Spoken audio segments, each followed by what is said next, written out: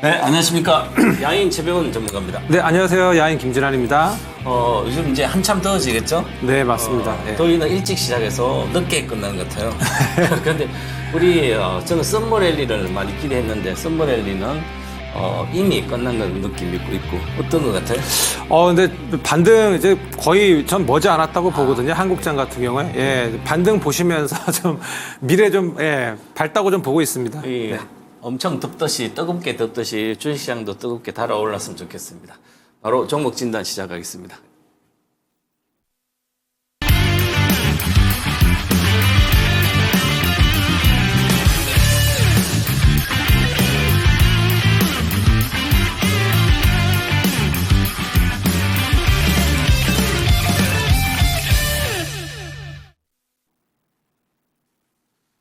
네, 채팅창에 종목명, 매수가, 매수가 비중 이렇게 좀 올려주시면 저희가 이제 상세히 진단도 해드리도록 하겠습니다. 네, 뭐 요즘 시장 어떻나요?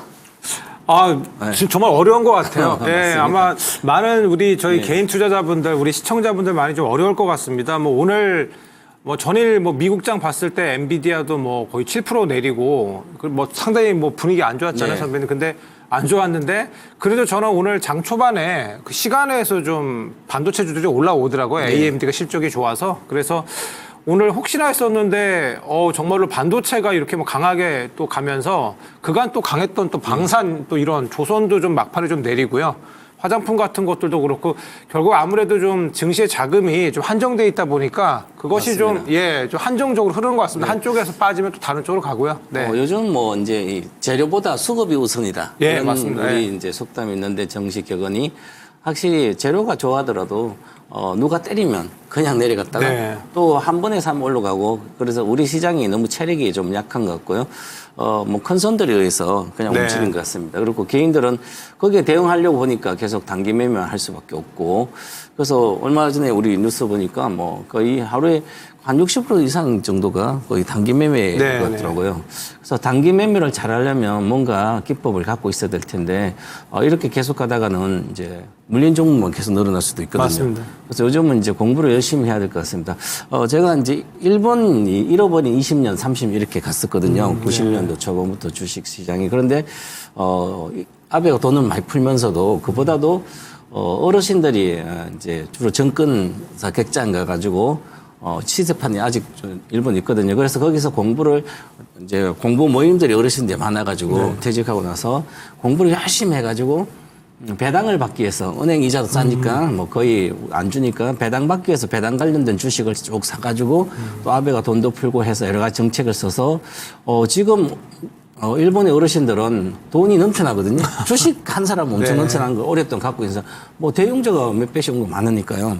지수도 사상 고점 같고 우리도 좀 공부도 열심히 하고 또 정책도 좀 잘 만들어가지고 맞습니다. 장기 투자해서 배당이라도 먹고 살 수 있도록 좀 했으면 좋겠습니다. 네, 종목 진단 그럼 하도록 하겠습니다. 자, 제가 먼저나요. 네. 보겠습니다. 유튜브에서 내용이네요. 금강불개님께서 금강불개민이 이런 뜻인가요? PI 첨단 소재 24,500원 20% 5월에 멋있었습니다. 아직 수익권이긴 한데 고점 찍은 후에 뚝뚝 떨어지고 있네요. 진단 부탁드립니다. 이걸 이제 고점 떨어졌다 아닌다는 주식이 빠지고 나면 그걸 고점이라고 생각하시는 분도 있고요. 아니면 내가 못 팔아서 아니면 내려왔다 이렇게 생각할 수도 있는데요. 전반적으로 PI 첨단 소재는 올해 좀 더 실적이 나아질 거로 보입니다. 그래서 지난번 이제 분사원은 전체적으로 경기에 물론 이제 PI 필름 등은 결국은 산업재 쪽 여러 가지 경기를 타기는 하는데 아직은 우리가 경기가 그렇게 나쁘진 않거든요. 조금 생산자 물가 마이너스를 갔는데 그나마 견고합니다. 그래서 전체적으로 전방 산업이 그나마 안정적으로 있으니까 좀 더 올해부터는 실적이 좀 나아질 거로 보여서 작년에 적자 났었거든요. 이때가 좋았을 때가 이제 코로나 때 이후에 좀 좋았다가 다시 이제 코로나 전으로 돌아가는 거죠, 다. 그래서 그래도 이제 돌아가도 뭐 좀 더 좋아지고 구조조정하고 다 해서 지금 매출액이 3천억대로 다시 가야 되는데 좀 시간이 걸릴 걸 보여서 그래서 이 종목 이렇게 보시면 수급 먼저 보겠습니다. 이렇게 종목별 쭉 보시면 지금 기관하고 개인하고 뭐 여기 외국인인데 제일 위에 파란색은 기관들입니다. 기관들은 7월부터 조금 사고 있고요. 그다음에 외국인은 관심이 없고 그냥 가지고 개인은 팔았습니다. 최근에 올라와서 그렇죠. 그래서 실적이 좀 개선되는 주식들은 최근에 한 6개월 이내를 보고 기관들이 좀 많이 하고 있습니다. 또 소외됐던 주식의 가격 메리트 있는 주식들은 그래서 지금 이제 차트를 보시면 차트를 봐야만 단기적인 매매는 알 수 있습니다. 우리가 개인 투자자들이 계속 잠깐 수익이 났다가 장이 나빠지면 거의 단기 매매한 종목도 몰리고 하는데 차트를 몰라서 그런 거죠. 전문가들은 이제 차트를 가지고 엄청 설명을 많이 합니다. 근데 그걸 알아들을 수 있는 능력이 없으니까 계속 이제 내가 갖고 있는 가격만 보는 거죠. 전문가들 이야기하는 목표가, 손절가 이렇게 올라가면 괜찮지만 내려갔을 때 손절가 아주 중요한데 그거를 무시하고 내 본전하려고 또 이 심리 게임을 하는 거거든요. 그래서 보시면 지금 전체적으로 거래가 많이 실려서 올라간 거죠, 이게. 빠졌다가 거래 실력 올라가서 행보하다가 다시 또 윗꼬리에 달고 내려왔으니까 이 주식은 중기적으로는 보시면 조정이 들어가는 그죠. 그래서 보시면 이렇게 고점이 낮아지고 있어서 고점 올라갔지만 그러면 조정을 하고 한 25,000원 내외까지 조정을 하고 다시 시간이 걸리고 실적도 보고 다시 올라갈 걸로 보입니다. 그래서 그런데 주식이 이제 많이 빠졌죠. 67,821년도 8월 고점에서. 그러면 여기 17,000까지 내려간 거잖아요. 그래서 이게 거의 한 70-80% 내려간 거예요. 고점에서. 뭐 대다수 뭐 이렇게 많이 내려왔지만 왜냐하면 22년도에 뭐 전 세계가 다 빠졌는데 그럼 전 세계가 같이 빠지고 아직 회복을 못한 것은 실적이 드라마틱하게 좋아지고 전환된 건 아니잖아요. 그죠? 그래서 화학이라든지 이 첨단 소재뿐만이 화학 쪽으로 전부 다 실적이 개선되는데 적자 났다가 뭐 좋아지기 있지만 그게 급격히 좋아지지 않는 거죠. 그래서 급격히 안 좋아지니까 주식이 빨리 못 가는 거예요. 많이 빠졌다고 주식이 그냥 올라가는 게 아니라 기본적으로 주가는 많이 빠지면 등락을 반등했다가 또 내려갔다. 이렇게 해서 실적이 확실히 좋아진 게 뭐 눈에 보여야만 그 다음에 추세로 가거든요. 그래서 제가 이제 21년도 화학주나 뭐 여러 가지 코로나 수혜주들은 IT까지 삼성전자까지 21년도도 제가 23년도 되면 메모리 반도체 반타작되기 때문에 21년도에 다 나와야 된다고 IT는 뭐 화학도 마찬가지면 그랬습니다. 그래서 이렇게 내려왔었잖아요. 이제는 이제 천천히 보면 올라갈 거로는 보이는데 많이 빠져서 시간이 걸리는 거죠. 이것도 보면 정확하게 목표가 정확히 갖다 내려왔습니다. 목표가 33,300원이에요. 제가 보는 기법상의 목표가는. 이 차트를 알아야만 되는 거죠. 33,300원. 그러니까 34,350원 왔네요. 그러니까 33,350원, 33,300원 가면 팔 생각해야 되는 거죠. 그러면 기술적 지표상에 여기가 매도입니다. 31,000원. 31,000원의 손절가나 매도 가격이기 때문에 그러면 지금 내려와서 샀으니까 그나마 이익이에요. 그렇더라도 이제 반등할 때 윗꼬리가 많이 달렸기 때문에 시간이 걸릴 걸로 보여서 반등 목표가는 현재 기준으로 보면 3만 원 정도인데요. 꼬리가 있기 때문에 29,500원, 29,000원 정도 목표가 드리겠습니다. 짧게 보시면 목표가는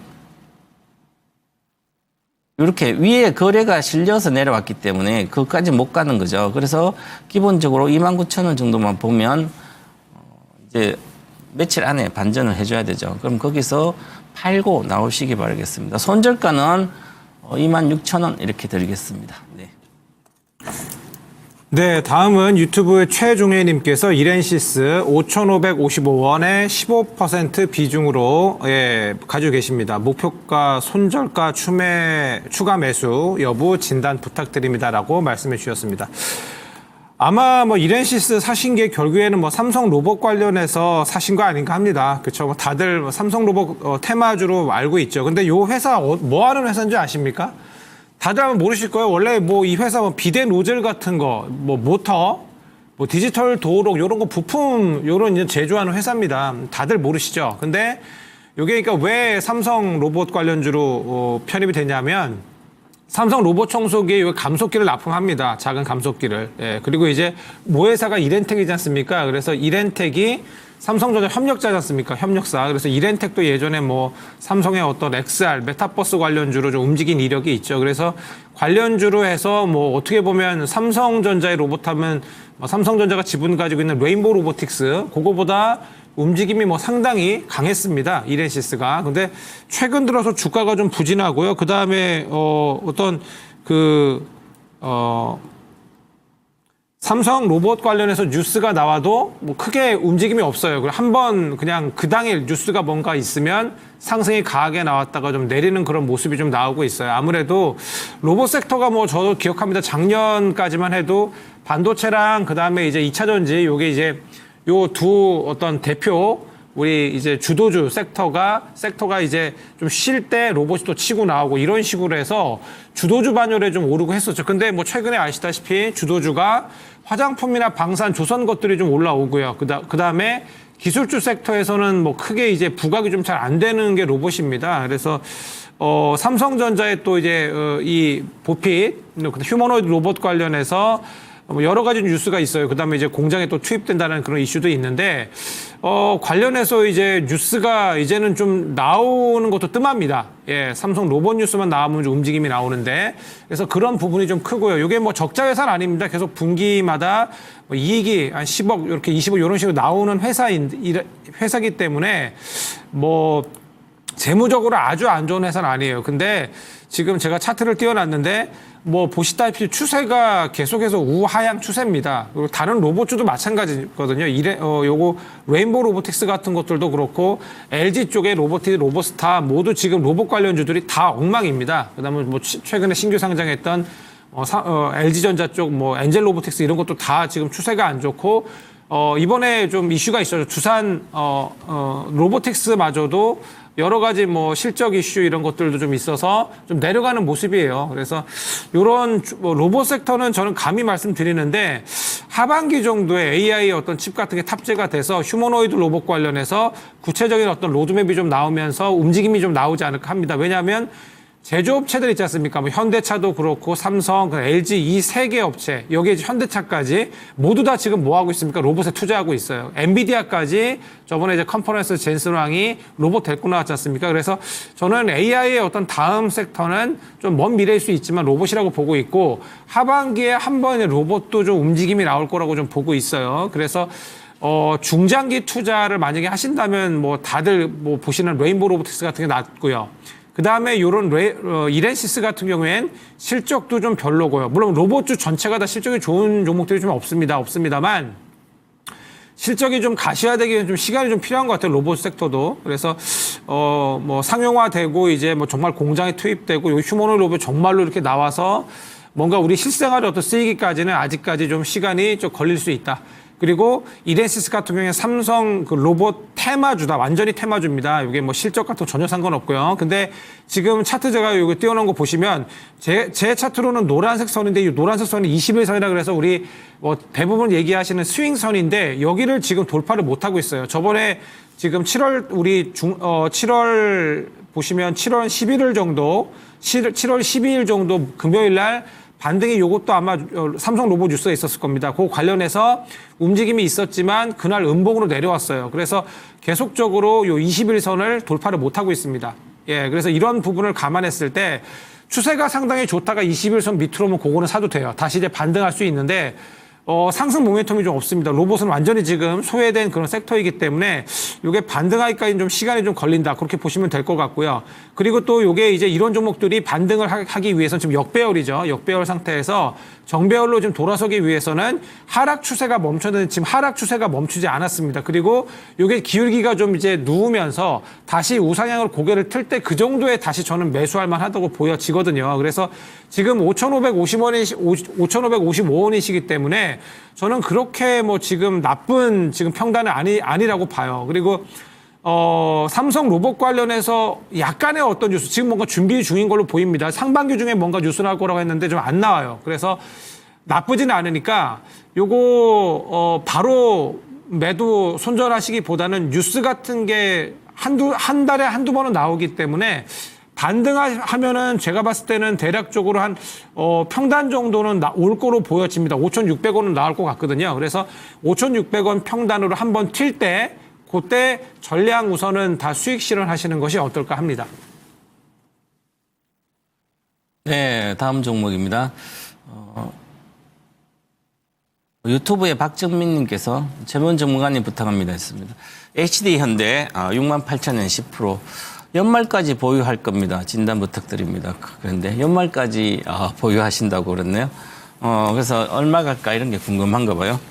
연말까지 보유하는 이유는 아마 트럼프가 뭐 당선되면 뭐 좋지 않을까. 기계적으로 뭐 단체 건설도 있고 다 있으니까 그런 생각인 것 같은데요. 물론 이제 미식국 대선 누가 될지는 모릅니다. 하지만 되더라도 이미 트럼프 관련된 수혜주는 올라왔기 때문에 되면 오히려 빠질 거고요.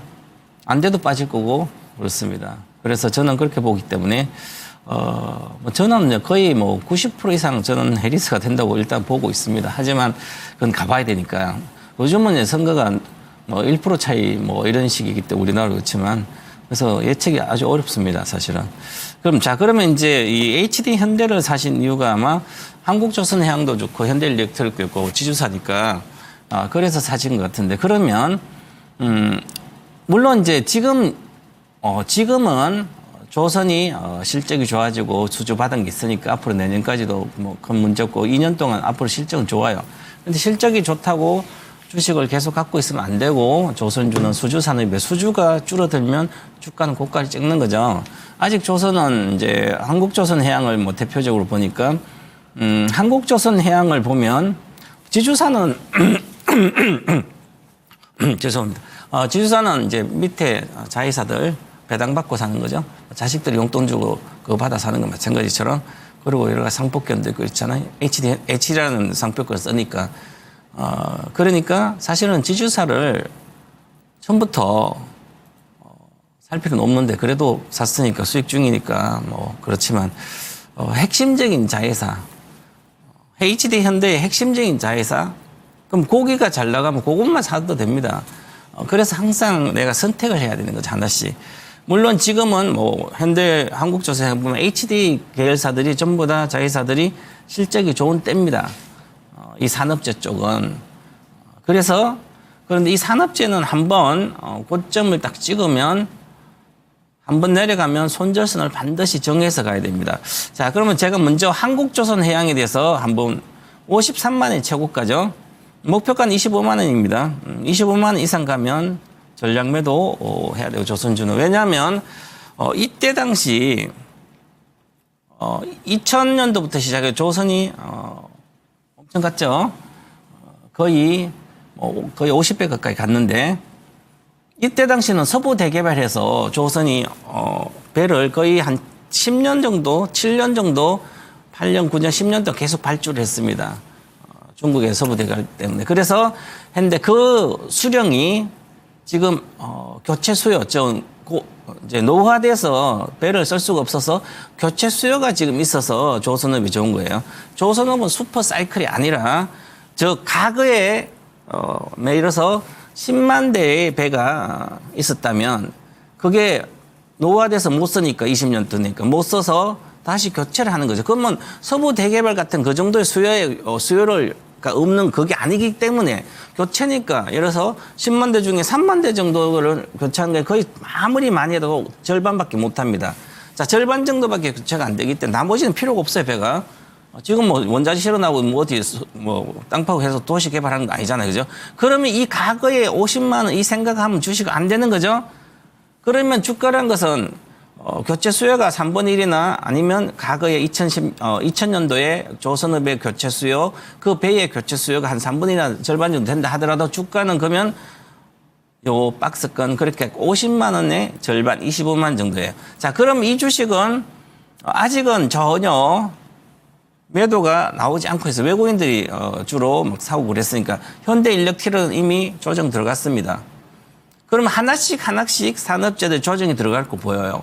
자, 그러면 이제 외국인들 이렇게 사가지고 올라왔으면 누군가 사줘야 되는데 사주지 않아. 개인이 요즘 따라가는 게 아니기 때문에. 그래서 이 현대일렉도 마찬가지로 HD 현대도 지금 가고는 있죠. 그죠? 그러면 지금 여기서 가니까 기본적으로 6만 원대에서 이건 9만 원대 가면 파셔야 되는 거죠. 물론 9만 원대 가서 무조건 파는 게 아니라 차트를 보여야 되는 거죠. 차트를 보고 기술적 차트를 보시면 이 종목은 보세요. 한번 과거에 조정을 받을 때 조정받고 급락하기 전에 조정을 받을 때 보면 행보하다 21평선이 안 깨집니다. 가다가 21평선 내려갔다가 올라갔다 하면 깨졌다가 올라가면 그때 파시면 되는 거죠. 21평선 여기입니다. 그래서 손절가만 잘 생각하고 가시면 됩니다. 손절가가 78,000원이에요. 이익실현 단가. 그럼 종가로 78,000원이 2주간 붕괴되면 안 됩니다. 그래서 일본 기준으로 이틀간 붕괴되면 안 되니까 붕괴되면 다음에 반등할 때 12평선 정도에 파시면 됩니다. 이런 걸 하려면 결국은 차트를 배워야 되는 거죠. 차트를 안 배우고 계속 사고 파는 것은 제가 그것은 도박이다 이렇게 말씀드리는데 자 그래서 목표가도 정하면 이 목표가는 그냥 나옵니다. 목표가는 차트로 보면 나오죠. 장기적인 차트를 보면 그래서 보면 여기까지는 기본적으로 갈 걸로 보입니다. 그래서 91,000원은 기본적으로 갈 거니까 목표가 91,000원 드리고요. 손절가 78,000원 드리고요. 그리고 비중이 대형주를 사시면서 10% 사면 지금 91,000원까지 가면 산 가격에 한 30% 정도 수익 30% 수익 나가지고 10% 사면 내 계좌는 3%밖에 안 나요. 1억짜리 계좌면 내가 1,000만 원 사가지고 300만 원밖에 기여를 못 하는 거잖아요. 이거 10종목 해야 되잖아요. 그죠? 아무리 해봤자 허송세월이에요. 지금은 요거 사가지고 먹었지만 다른 것도 깨진 거 있을 거 아니에요. 그죠? 그래서 사고 싶을 때 대형주는 매수 시점이 좋아요. 이분은 68,000 정확히 사셨어요. 그러면 비중을 한 20% 사셔야죠. 최소한. 그래야만 내 계좌가 올라간다. 이렇게 말씀드리고 지금 잘 갖고 계시라 이렇게 말씀드리겠습니다. 네, 다음은 유튜브 나는 나야님께서 원희가 EPS 39,000원 평단이시고요. 그 다음에 10% 비중 보유하고 계십니다. 진단 부탁드립니다라고 말씀해 주셨습니다. 원희가 EPS 저도 기억합니다. 이제 HBM 섹터 좀 잘 가다가 그 다음에 이제 갑자기 전공용 섹터가 좀 잘 갔었죠. 테스나 원희가 EPS 요런 PSK는 지난 이번 2분기에도 좀 상당히 강했고요. 그래서 요런 전공정 섹터가 디램 메모리 반도체가 결국에 부족해질 것이다. HBM 만들면서 그렇게 되면서 전공정에 대한 어떤 투자가 좀 미뤄졌었는데 그것이 이제 하반기부터는 다시 살아날 것이다. 어떤 이런 이슈도 좀 있었습니다. 그 다음에 이제 삼성전자가 이제 3D 관련 V 낸드 어떤 새로운 차세대 어떤 낸드 플래시 관련해서 또 투자 이슈도 있는데 거기에 이제 우리 장비 납품 이슈도 있어요. 그래서 원희가 IP 상당히 저는 괜찮은 회사라고 보고 있습니다. 상반기까지 실적이 좋지 않아요. 좋지 않은데도 지금 차트 추세가 상당히 좋은데 그 이유는 아시다시피 하반기부터 이게 실적 그다음에 여러 가지 이제 장비 납품 그런 이슈가 많습니다. 그래서 이 회사는 그래서 3분기부터 턴어라운드 합니다. 그래서 그 기대감이 계속 있어서 기관이 계속 매수해 줬어요. 그다음에 이제 외국인도 계속 매수해 줘서 최근에 긍정적인 흐름이었고 오늘 좀 반등이 나오는 흐름이죠. 그래서 우선 2분기는 지금 영업 적자입니다. 그런데도 영업 적자가 기대가 되고 아직 지금 실적 발표를 하지 않았는데도 그런데도 이제 3분기부터는 매출액이 2,074억 나오면서 영업이익이 144억 흑자 전환이 기대가 되고 있습니다. 그래서 지금 요것이 이미 지금 선반영되고 있는 걸로 보여집니다. 그래서 하반기 기대되는 어떤 섹터이고요. 그 다음에 아까 방금 말씀드린 전공적인데 어떤 디램의 어떤 ALD 장비, 낸드양 ALD 장비, 그 다음에 HBM 장비도 있습니다. 그래서 이런 것들이 이제 영업 흑자 3분기 기대감으로 계속 지금 미리 지금 기관하고 외국인이 매수를 해주고 있는 모습이에요. 왜냐하면 적자라든가 좋지 않은 그런 실적이 좋지 않은 그런 회사들은 오히려 실적 발표가 악재 해소입니다. 그리고 앞으로 이제 향후 실적이 좋아지는 종목 같은 경우에는 오히려 실적 발표 이후 더 반등할 거라고 보기 때문에 미리 지금 수급이 좀 들어온다고 보여집니다.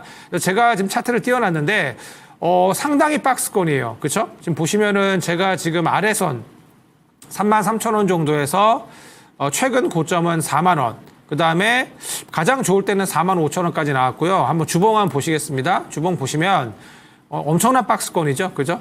최저 2022년 21,600원에서 지금 이제 반도체 섹터가 뭐 이제 부각이 좀 되기 시작해서 부각된 지 얼마 안 됐는데 이 종목은 좀 움직인 것도 별로 없습니다. 예, 그래서 상당히 잔잔하게 움직이는데 최근 저점이 33,000원. 예, 33,000원이고 거기서 4만 원 정도니까 박스권 트레이딩 해도 됩니다. 그리고 요건 실적이 안 나오는 회사가 아니기 때문에 뭐 디스플레이 장비도 있죠, 이 회사가. 그래서 디스플레이에 대한 어떤 투자라는 거 보면은 상당히 뭐 업황이 좀 개선될 거로 보고 있는 걸로 보여집니다. 그래서 없으신 분도 잘 들으시면 됩니다. 32,000원 정도가 저가권이고 그다음에 요거는 반등을 좀 세게 해준다면 4만 원 선. 그리고 실적이 이제 하반기 실적이 좋으니까 움직임이 나온다면 좀 보수적으로 43,000원에서 44,000원까지 갈 수 있다라고 보시면 될 것 같아요. 그래서 수급도 괜찮고 양호합니다. 근데 반도체 섹터가 지금 엔비디아부터 좀 많이 좀 꺾여서 뭐 HBM부터 오늘 지금 많이 반등이 나왔지만 전공정도 좀 좋지 않아요. 그래서 우선은 좀 상황을 좀 보시면 될 것 같은데 그래도 좀 저점이 좀 나오지 않나 감히 이런 생각이 좀 들어요. 반도체 섹터는. 그래서 지금 평단이 39,000원이신데 저는 충분히 올만하다고 보여집니다. 근데 추매는 하지 마시고 10% 정도. 예, 지금 반도체가 아주 뭐 지금 대장 섹터는 아니기 때문에 저는 한 4만 원 정도까지는 올 거라고 보여집니다. 그러니까 39,000원 이상 4만 원 그 사이에서 충분히 익절하실 수 있고요. 아마 반등은 7월 달 안에 하던가 아니면은 반도체 섹터가 오늘 저는 미장은 좀 괜찮을 걸로 보여지는데 AMD가 좀 상당히 실적이 좋았지 않습니까? 그래서 만약에 좋다면 내일 정도도 한번 움직임이 뭐 조만간 나오지 않을까 하고요. 만약에 길어진다면 이게 뭐 중장기 투자로 들어가시는지 모르겠지만 그러면 10% 비중이시니까 36,000원 아래까지 또 다시 민다면 그 정도에서 다시 한번 물타기 하셔서 그러면 37,000원 정도 그렇게 평단이 낮아질 겁니다. 그렇게 되면 다시 39,000원 정도. 예, 그렇게 다시 1차 목표가 그렇게 보시고 그렇게 수익으로 탈출하실 수 있지 않을까 합니다. 네. 네, 다음 종목입니다. 유튜브에서 운수 대통령께서 셀트리온 21만 400원에 어제 사진 같네 7%. 그 며칠 전에 샀는데 바로 떨어졌는데 목표가 얼마를 봐야 할까요? 전문가들이 추천하고 나서 매수가도 있고 목표가도 있고 다 있습니다. 그리고 다양한 전문가들이 여러 전문가 많으니까 그걸 참고해서 가격을 보고 해야지 내 눈으로 주식이 올라온 걸 보고 사면 전부 다 물립니다. 왜? 내 눈은 분석할 수 있는 능력이 없잖아요. 차트 보고 매매할 수 있는 기법이 없잖아요. 그런데 내가 시세를 올라온 거라든 시세 보고 하잖아요. 그러니까 10년을 하면 개인 투자가 거의 다 깨지잖아요. 90%가. 항상 시세가 시작할 때 그때 유심히 보다가 시세가 뜨면 그때 따라가는 게 정석입니다. 초보자도 마찬가지고 보수도. 그런데 계속 보다가 확 올라가 시세가 이제 나네? 확 올라갔네? 그래서 사면 이미 늦어질 수 있죠. 왜 그러냐면 제가 이렇게 말씀드리면 이미 지난 7월 17일 날 제가 셀트리온은 19만 원에 매수해서 목표가를 얼마 들었는지 정확히가 안 나면 한 21만 5천 원 뭐 이렇게 들었을 거예요. 아마 22만 5천이나. 그래서 그러면 뭔 얘기예요? 여기서 충분히 살 수가 있는 기간이 있습니다. 그죠? 19만 원 정도 내외에. 저희는 주식 선물로 19만 2천 원인가 사서 어제 그저께 하고 이틀에 걸쳐 급등할 때 21만 원, 20만 9천 원 매도했습니다. 왜? 당기니까. 이게 끝났다고는 얘기가 아니라 그러면 내려왔다가 어제 이틀 전에 이렇게 사신 거잖아요. 이미 주가는 대형주가 19만 원에서 21만 원 10% 올랐어요. 이 장에서도. 그리고 기관이 샀는데 기관들은 뭐 10%, 20% 뭐 팔아먹어도 되는 거죠. 요즘 뭐 5% 보고도 막 하니까. 그러니까 그것도 비중을 7% 사가지고 사람들 좋다니까 이제 어저께도 장이 안 좋으니까 셀트리온 바이오 막 하고 있으니까 셀트리온은 잘하는 주식이니까 그냥 딱 사요. 그러면 내려오면 오늘 20만 원 왔을 때 7%니까 21만 원에 그러면 8%, 7% 더 사가지고 14% 단가 20만 5천 낮추면 바로 본전 오잖아요. 그죠? 내려오면 겁나서 또 안 사는 거예요.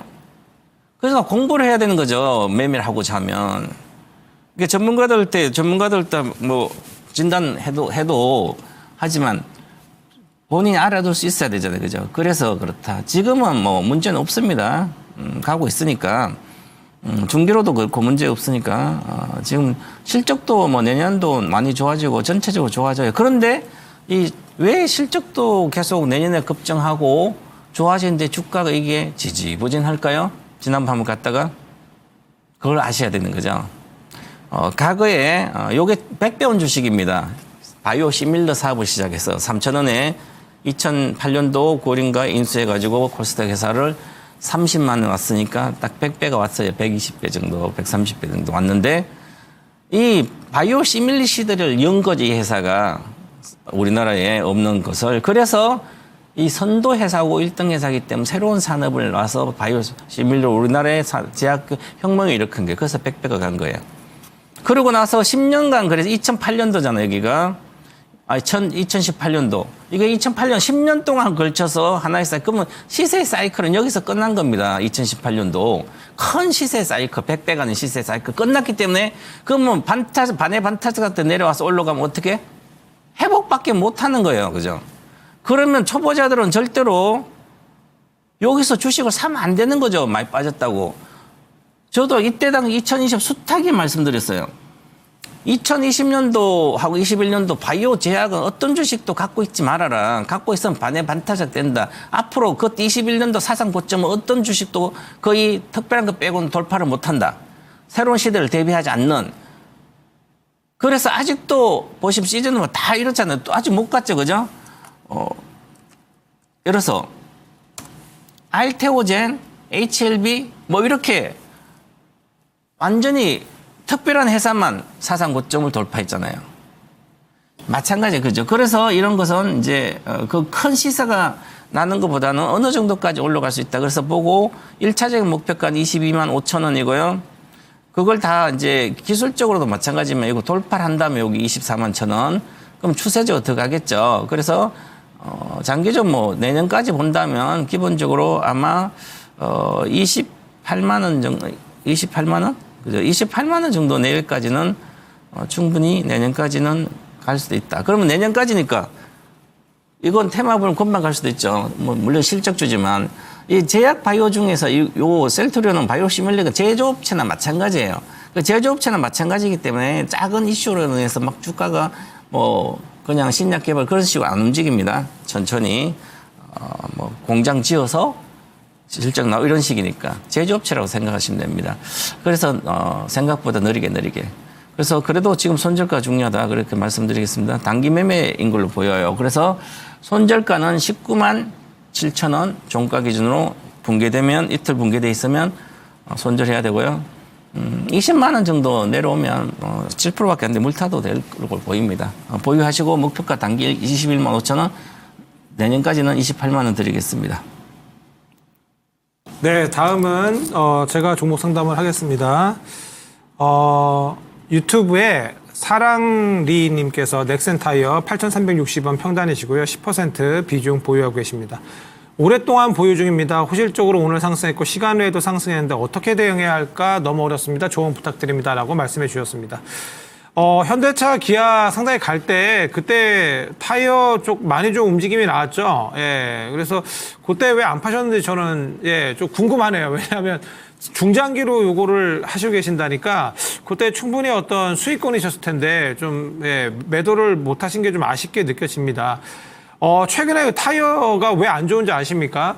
원자재 가격 관련해서 좀 고무잖아요. 근데 핵심 원자재 고무 가격이 계속해서 좀 상승하고 있어요. 그 원자재 가격 상승이 좀 주요 원인입니다. 좀 하락에 보니까 지난 26일 기준으로 1kg 천연 고무 가격이 161.98달러라고 해요. 이게 180달러까지 올랐었습니다. 근데 연초에 150달러였어요. 그래서 원자재 가격 어떤 상승이 어찌 보면 지금 1분기 실적 되게 좋았거든요. 그래서 2분기까지 실적이 좋아요. 넥슨 타이어 같은 경우에. 그다음에 나머지 다른 반도체 타이어 기업들도 괜찮은데 이런 원자재 가격 상승 어떤 이슈가 있어서 좀 그런 부분이 실적 앞으로 이제 3, 4분기 어떤 실적에 대해서 좀 의문을 가지는 것 같습니다. 근데도 지금 외국인은 수급이 좀 상당히 좋아요. 좀 계속 매수해주고 있는데 또 해상운임 관련해서 또 이런 물류 차질 관련한 이슈도 좀 있습니다. 이쪽 이 타이어 쪽은.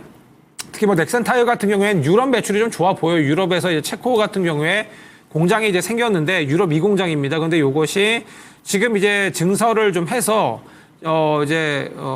대략적으로 한 20-30% 정도 이제 가동률인데 이제 하반기에는 50%, 그다음에 이제 계속해서 이제 증설한 효과가 100% 이제 가동이 되면은 이제 좋아질 걸로 보여집니다. 그리고 넥센 타이어는 고급 차에도 많이 들어가요. 포르쉐도 제가 들어가는 걸로 알고 있습니다. 예, 그래서 나쁘지 않아요. 그래서 이런 거 생각하면 뭐 중장기적으로 보유하시는 건 괜찮은데 차트 추세 한번 보시겠습니다. 보시면은 좀 하락 추세예요. 네, 지금 4월 달에 대략적으로 싼 고점을 좀 찍고 내려왔습니다. 그래서 이때 중장기 투자하시면은 10,000원 라운드 피겨니까 그 정도 선에서 파시는 게 어땠을까 하는데 좀 내려오다 보니까 그때 대응을 좀 못 하신 것 같아요. 그래서 좀 아쉬운데 그래도 한 8,360원 정도는 아마 저는 평단은 오를 거라고 보여집니다. 근데 중장기적 박스권이에요. 예, 요거는 뭐 하락 추세도 아니고. 그래서 지금 근데 이제 역배열 상태로 좀 돌아가서 추세는 조금 안 좋은 흐름인데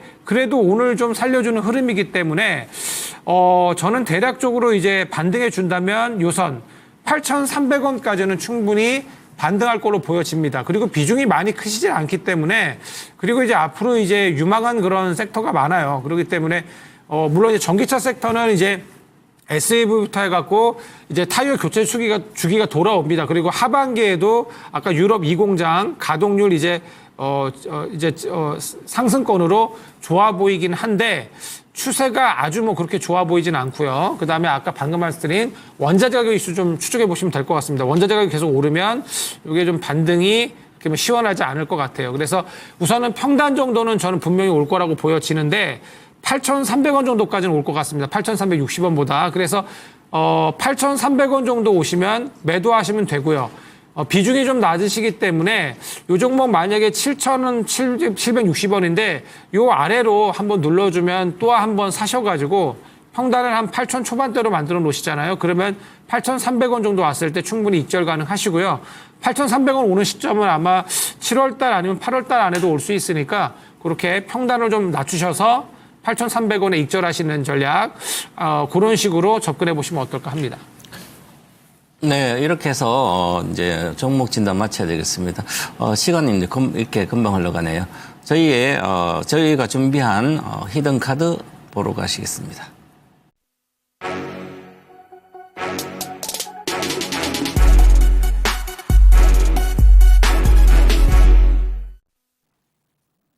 네, 저희 히든 카드 키워드는 실적 성장식 음료주. 지난번에 실적 성장 뭐 화장품주 이렇게 했는데 앞으로 턴어라운드 되는 그런 식음료 품주 실적이 좋아질까? 그래서 국내에서는 뭐 좋아지긴 쉽진 않는데 업황 자체가 우리 뭐 식품이나 식음료는 우리 시장은 이제 한정돼 있잖아요. 그래서 한정돼 있고 뭐 MS도 비슷합니다. 서로. 그래서 뭐 새로운 신제품 내놔도 별다른 반응이 거의 없어요. 정말 엄청난 신제품이 나와서 뭐 하는 업계를 그 식품 업계를 바꿀 수 있는 과거에 뭐 불당면이 나와가지고 삼양에서 완전히 라면 업계의 지각을 변동시키고 그 정도가 아니면 뭐 특별한 점유율이 변화가 없습니다. 그래서 식음료 업황은 경기에도 어느 정도 따릅니다. 그래서 지금 현재 우리 식음료 시장을 보면 경기가 지금 좀 둔화 좀 안 좋죠. 내수 경기가 좀 위축돼 있잖아요. 그래서 실제로는 뭐 이제 소매업에 이렇게 트래픽이 낮아져 있습니다. 그래서 실적이 잘 안 나옵니다. 그런데 중요한 것은 우리 시장이 이렇게 한정돼 있을 때 시장을 넓힐 수 있는 방법이 해외로 진출하면 되는 거죠. 그래서 해외 진출할 때 주가가 많이 뜹니다. 그래서 우리가 이제 과거에 SM의 소녀시대가 있으면 우리가 소녀시대 같이 엔터 주식도 얼마나 이제 주식하기가 쉽냐면 우리나라 시장은 음반 시장이라든지 한정돼 있습니다. 그래서 일본은 아레나 투어만 해도 한 번 투어하면 한 번 하는데 공연은 뭐 100억씩 막 이렇게 들어오니까 여러 군데 돌아다가 수백억씩 벌잖아요. 그죠? 그렇기 때문에 소녀시대가 일본 진출한다. 그러면 우리나라 음반 시장은 한정돼 있죠. 그러면 진출한다. 그럼 그때 주식을 빨리 왕창 사모으면 기본적으로 100% 몇 배는 갑니다. 그래서 과거에 소녀시대가 주식이 10배씩 갔거든요. 그렇듯이 우리가 이제 방탄소년단도 마찬가지. 그것처럼 우리 식료품 이런 업황도 한정돼 있게 성장을 못한 성숙기 시장입니다. 그래서 성장을 해야만 주식이 올라가는 거죠. 그래서 해외 시장을 지금 확대를 해야 되는 거죠. 그래서 지금 해외 시장 확대를 잘하고 있습니다.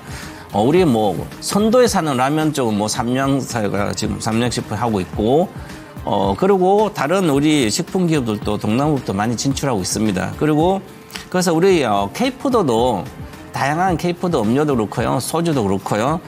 이런 것도 이제 성공이 기대되는 그런 시장이다. 해외 진출하면. 그래서 전체적으로 뭐 예를 들어서 해외 매출 비중이 늘어나고 있는데, 예를 들어서 이 한 어떤 회사는 해외 매출 비중 한 35%까지 늘어나고 계속 늘어나고 한 10% 있다가 급증하고 있고, 그럼 이렇게 늘어나는 기업들은 관심 있게 봐야 되는 그 업계에서, 그죠? 그래서 이제 삼양도 뭐 전 세계로 다 나가니까 불당면이 주가도 엄청 뛰었잖아요, 그죠? 그것처럼 그러면서 실적 트라운자가 있으면 가장 핵심적으로 나한테 수익을 갖다 줄 수 있겠고요. 그 다음에 우리가 이제 투자 아이디어는 아주 쉽습니다. 우리나라는 자체로는 성장을 못하기 때문에, 그러면 중국이 지금 내수 침체하고 부동산 침체하고 심각합니다. 일본을 따라간다고 그러고 있잖아요. 그러니까 중국 관련된 주식을 하면 안 되는 거죠. 화학주, 뭐 그다음에 중국 관련된 철강주, 이런 것은 관심 가지면 안 되는 거죠. 잃어버린 20년 못 가는 거예요. 그처럼 그러면 이제 실적이 성장을 할 수 있는 나라는 어디 있을까? 경기가 좋아지고 미국밖에 없습니다. 앞으로 AI 혁명시. 그럼 미국밖에 없으니까 미국에 드러난 기업을 찾아서 초기부터 투자를 하면 되는 거죠. 그래서 미국에 관련된 뭐 반도체는 뭘 혁명을 하니까 반도체는 항상 미국이 뭐 1등이 하고 있고, 그 다음에 2차 전지도 미국이 막 전체하면 주식 많이 올랐죠, 그죠? 그 다음에 미국으로 가는 기업들이 이제 성장하는 거죠. 그처럼 이렇게 미국 진출을 한 기업들은 실적 성장의 지속성이 아마 기대된다. 그래서 이쪽으로 좀 봐야 되지 않을까 이렇게 보여집니다. 그래서 저희 뭐 이렇게 업황이나 전체적으로 보고 히든 카드를 한번 보도록 하겠습니다. 자, 히든 카드는 뭐 이렇게 여러 종목인데, 혜태제과 식품, 빙거래, 동훈 F&B, 대상, 오뚜기, 롯데칠성 이렇게 있습니다. 저의 히든 카드는 롯데칠성입니다. 롯데칠성을 좀 알아보면 롯데칠성에 우리가 뭐 하면 소주, 대표적인 소주도 있고요. 그다음에 이제 탄산음료. 그때 보면 이제 전체에서 이 롯데칠성에서 매출 구성비를 보면 탄산음료가 21.3 가장 커요. 뭐 밀키스 이렇게 있죠. 뭐 그다음 각종 탄산음료도. 그다음에 해외 자회사가 매출 비중이 두 번째로 높아요. 국내 자회사는 얼마 안 되지만 9%. 그다음 소주 주류가 소주 주류 품목이 8.4%인데 소주보다는 롯데칠 탄산음료가 많이 나가는 거죠. 그리고 이제 그럼 탄산음료랑 그다음에 해외 자회사가 높으니까 이 두 개의 매출비 높은 데가 이익이 나야만 회사가 이익이 나는 거죠. 그래서 영업 마진을 보면 OPM 영업 마진 보니까 전체 마진은 5.5%밖에 되지 않는데 해외 자회사는 14.5%가 나오는 거예요. 그러면 이 회사가 실적이 좋아지고 이 회사의 주가의 퍼포먼스는 해외 쪽에 성장을 하면 주식이 올라간다는 거죠. 이렇게 항상 투자를 생각하고 주식을 미리 해외 자회사가 잘 된 거 안다면 이제 차트 보고 하시면 되고, 국내 자회사는 6.8%밖에 안 되고요. OPM이. 그다음에 음료 6.6%, 주류는 1.6%밖에 안 되니까 소주를 팔아서 와인을 팔아서는 돈이 안 되는 거죠. 그러니까 결국은 해외 자회사 쪽에서 팔아야 된다. 그래서 2분기 해외 사업 매출 비중을 보니까 한 35% 정도 되더라고. 엄청나게 성장한 거예요. 이제 3분의 해외 쪽에 나오는 거예요. 이제 그동안 성장을 못하죠, 성숙기에. 그리고 작년도 2분기는 해외 사업이 10%밖에 안 됐는데 급증해서, 특히 올해 2분기부터 급증하기 시작했습니다. 그래서 2분기 때 영업이익 기준으로 봤을 때 올해 2분기 지난 분기보다 1분기보다 63.5%나 증가됐습니다. 매출도 증가되고요. 그래서 이제 해외가 본격적으로 실적이 반영되는구나 하면 그래서 보시면 해외상 이게 미국한 소주도 앞으로 나갈 거고요. 밀키스 같은 것도 뭐 여러 가지 이제 하고, 그다음 미국 유럽 펩시 보틀링 파트너도 기대되고 있고 그래서 전반적으로 해외 쪽에 이렇게 기대되기 때문에 주가가 좀 보여주지 않을까. 주식 한번 차트를 보면서 또 잠깐 설명드리겠습니다. 매수가는 오늘 급등했죠. 실적이 나오면서 실적 좋으니까 예상을 부합했습니다. 앞으로 좋아지니까 급등했는데 그러면 전 고점에 근처에 있기 때문에 14만 4,800원을 돌파하지 않으면 눌림목을 주니까 눌림목 구간 13만 8천 정도 매수를 하면 될 것 같고요. 주봉을 보면 완전 바닥에서 이제 시작합니다. 예를 들어서 13만 8천 원대 이상, 14만 5천 원 이상 돌파하면 추세가 다음 단계 올라가게 됩니다. 월봉 차트로 이제 바닥에서 시작하는 거죠. 그래서 리스크가 적은 구간이다 이렇게 말씀드리고 목표가는 17만 5천 원 정도 이 가격대만 보시면 될 것 같고요. 손절가도 저는 뭐 고성장주가 아니니까 손절가 짧게 잡아드립니다. 13만 원 손절가, 13만 8천 원 매수가. 그러면 한 손절은 5%도 안 되는데 예상 수익 20% 되니까 괜찮다 이렇게 말씀드리겠습니다. 네, 저는 여기서 네, 다음은 제가 준비한 히든카드 소개해 드리도록 하겠습니다. 제가 선택한 히든카드의 섹터는 바로 소비재입니다. 미국이 그래도 계속 이번 2분기 GDP도 괜찮았죠. 근데 소비는 계속해서 긍정적인 어떤 흐름이죠. 그래서 그런 부분에 초점을 좀 맞췄습니다. 소비재 하면 떠오르는 것이 뭐 결국 지금 우리나라에서 제일 잘 가는 섹터가 화장품, 그 다음에 식품입니다. 이 중에 저는 화장품을 골라봤고요. 이번 2024년 상반기 화장품 수출액이 잠정 집계됐죠. 삼성 화장품 수출 규모가 48억 달러가 나왔습니다. 이것은 전년 동기 41억 달러 나왔는데 18.1% 증가한 건데 이게 역대 화장품 최다 수출이 2021년이었어요. 그때 뭐 중국 요런 쪽이었죠. 그때 46억 달러였는데 그때보다 4.3% 늘어났습니다. 한마디로 여태까지 사상 최고 상반기 수출 규모가 나온 겁니다. 예. 그래서 올해 지금 이렇게 되면 요런 추세면은 하반기까지 했을 때 역대 최대치가 기록될 수 있다. 지금 요런 분석이 좀 나오고 있어요. 예. 그래서 그런 부분을 생각했을 때 저희 뭐 아직까지 좀 화장품 섹터는 좀 남았다고 보고 있습니다. 그리고 이제 상반기 이제 국가별 수출액 보면 아직까지 중국이 뭐 1위입니다. 예, 12억 1천만 달러인데 14.1%나 증가했어요. 중국도 좀 살아나고 있고 미국이 이제 8억 7천만 달러인데 61%나 증가했습니다. 그 다음에 이제 일본도 지금 4억 8천만 달러로 21% 증가했어요.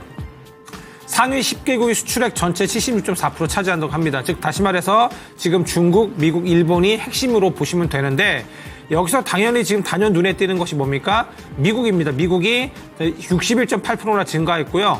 8억 7천만 달러입니다. 그러니까 이거는 뭐냐면 지금 중국 시장보다 미국 시장의 화장품 규모가 960억 달러로 지금 전 세계 1위인데 지금 8억 7천만 달러밖에 안 한다? 그리고 지금 시장 침투율 아시죠? 지금 아직 2%도 안 되거든요. 그래서 이런 거 생각했을 때 화장품은 더 가야 한다 이렇게 보시면 되겠습니다. 예. 그리고 지금 결국에는 우리 미국의 그러면 지금 이제 우리 미국 시장을 공략하고 있거나 미국 시장에 잘 팔리는 그런 화장품 회사 쪽은 저희가 계속 볼 필요가 있겠죠. 그래서 그런 회사를 준비했고요. 제가 준비한 카드 한번 보시겠습니다. 네, 보시면 뭐 아모레퍼시픽, 그다음 펌텍코리아, 실리콘투, 아이패밀리 SC, 코스메카 코리아, 마녀공장인데요. 제가 선택한 카드는 바로 마녀공장입니다. 네, 오늘 뭐 기사가 좀 나왔습니다. 그럼 오늘도 추세가 좋았어요. 그럼 제가 그리고 지금 적어드린 종목들 다 괜찮습니다. 예.